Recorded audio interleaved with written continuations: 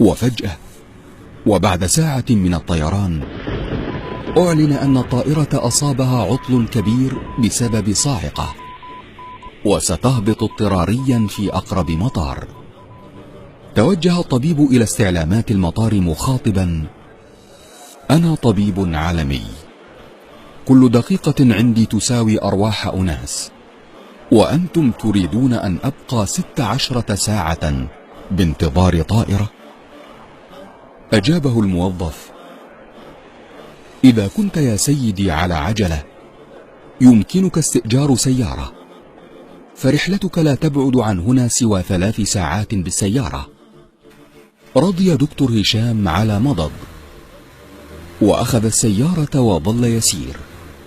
وفجأة تغير الجو، وبدأ المطر يهطل مدرارا، وأصبح من العسير أن يرى أي شيء أمامه، وظل يسير. وبعد ساعتين أيقن أنه قد ضل طريقه وأحس بالتعب. رأى أمامه بيتا صغيرا، فتوقف عنده وطرق الباب، فسمع صوت امرأة كبيرة تقول: تفضل بالدخول كائنا من كنت. فالباب مفتوح. دخل وطلب من العجوز المقعدة أن يستعمل هاتفها. ضحكت العجوز وقالت: أي هاتف يا ولدي؟ ألا ترى أين أنت؟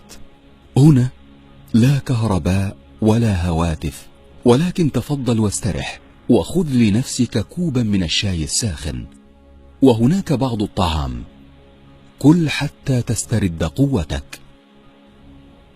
شكر دكتور هشام المرأة، وأخذ يأكل بينما كانت العجوز تصلي وتدعو.